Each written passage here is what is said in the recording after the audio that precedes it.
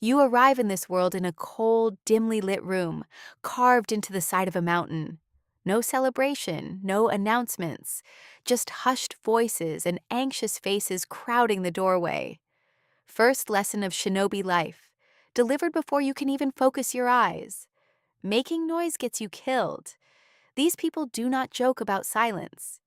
Your mother wraps you tightly and whispers into your ear, "Welcome to the Shadow Clan, little ghost." Your parents never tell you their real names. Trust is not something children are entitled to here. You learn to answer to false names before you learn to walk. While other babies get colorful toys dangling above their heads, yours get a collection of shuriken, not decorative. Functional? Your first bedtime story is about how your grandfather got poisoned for sneezing at the wrong moment. Sleep tight. You are barely crawling when training begins. Other toddlers stack wooden blocks. You learn to hold your breath underwater for increasingly uncomfortable lengths of time. Again, your instructor says, without emotion. Longer this time. Fantastic childhood memories being constructed here. By 4, you are climbing walls and falling off them. Crying is not permitted. Pain is weakness leaving the body. Your instructors repeat. You are fairly certain it is just pain. Nobody asked for your opinion. Your playmates are training partners with standing orders to attack you without warning. Surprise ambush at dinner. Welcome to a life where even mealtime might be your last. The good news is, you receive toys. The bad news? They are all weapons. Happy birthday. Here is your first real blade. Try not to stab yourself. Or do. Because learning from mistakes apparently involves bleeding while bandaging your own wounds.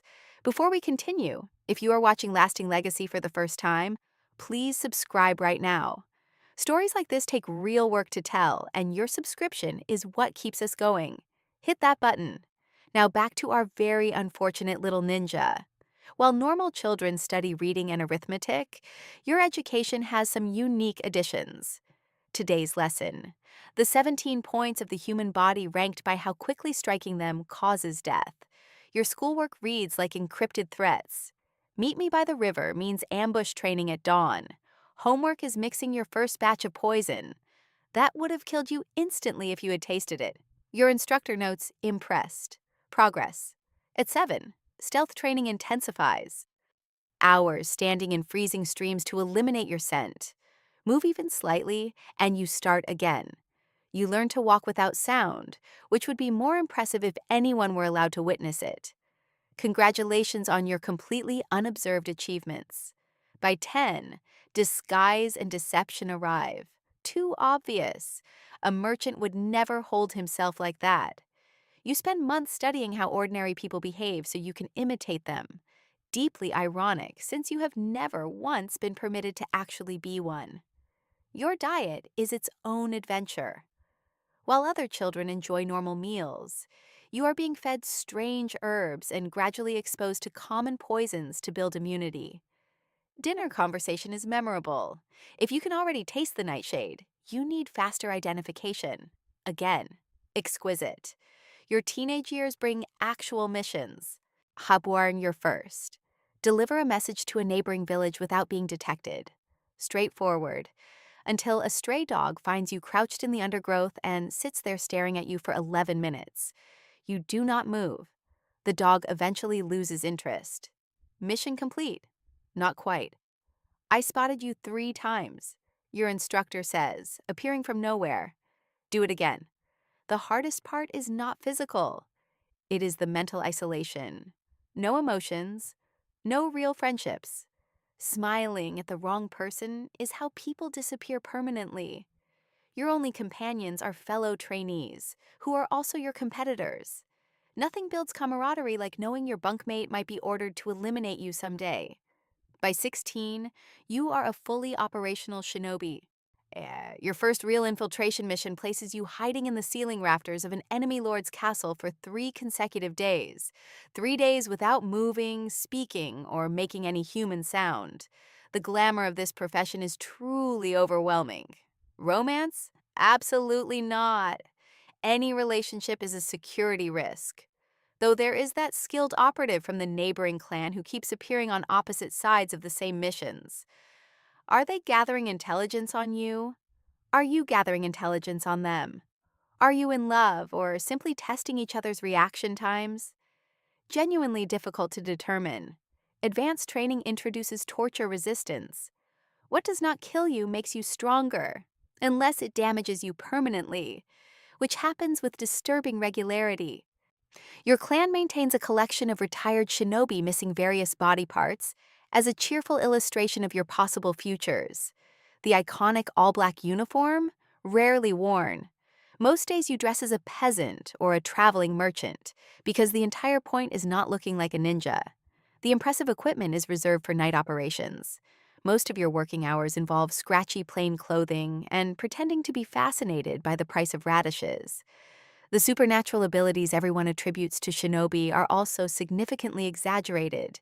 You cannot vanish in smoke. You cannot walk on water. You have, however, become exceptional at distraction, terrain manipulation, and making people believe they saw something they did not. Close enough. Much of this profession also involves spectacularly boring surveillance. Most conversations you overhear concern crop yields and weather complaints. You report everything dutifully. The Lord's advisor had fish for dinner and complained about his back. Again, crucial intelligence. The compensation is also terrible. Samurai receive stipends, status, and public recognition. You receive secrecy and the privilege of continuing to breathe. Your payment is typically just not being executed for failure, plus occasional extra rice. We are halfway through. And if this story has you feeling something, please subscribe to Lasting Legacy right now. Every subscriber tells us to keep finding and telling stories like this one. Hit subscribe, share this video. Let's keep going. By your 30s, if you reach them, you are considered senior. Your knees ache constantly. You have several partially healed wounds and one shoulder that has not rotated correctly since a rooftop escape went badly 3 years ago. Now you train the next generation of miserable shadow operatives. Circle of life. The real excitement arrives when a rival faction decides your clan knows too many secrets. Political alliances in this world shift faster than the seasons. Yesterday's employer becomes today's assassination contract. Job security is a concept that does not apply to you. Retirement? That is adorable. Most shinobi do not survive long enough for the question to become relevant. Those who do spend their remaining years glancing over their shoulders at every door, every rooftop, every face in the market. The lucky ones become trainers. The unlucky ones contribute to the clan's growing collection of unmarked graves. And there is always the alternative. Fake your own death and disappear into a quiet life somewhere remote. Just pray your former employers do not develop an interest in fishing villages. Eventually, your mission's slow. You pass your skills to younger recruits with bright eyes who remind you uncomfortably of yourself at that age. You consider telling them the truth, that a lifetime in the shadows leaves you with permanent pain, chronic paranoia, and no idea how to have a normal conversation. Instead, you demonstrate the proper shuriken grip for the 1,000th time. In your final years, the ultimate irony crystallizes. You have spent your entire existence pretending to be other people. You have worn so many faces, spoken in so many invented voices, inhabited so many false identities, that somewhere along the way, you lost the original. You do not know what your own face looks like when nobody is watching. You are not sure there is anything underneath the disguise anymore. One night you sense movement in your room. A skilled young operative from a rival clan sent to finish you quietly. You could respond. Your body still remembers every technique. But you lie still. Keep your breathing slow and even. Perhaps this is simply how one shadow ends, consumed by another. As the darkness closes in, your final thought is clear and unhurried. Next time, choose the Radish Farm. If this story landed, please subscribe to Lasting Legacy right now. We are here for the forgotten lives, the people history used quietly and remembered poorly. Your subscription keeps these stories alive. Hit subscribe, share this, drop a comment, or we read every single one.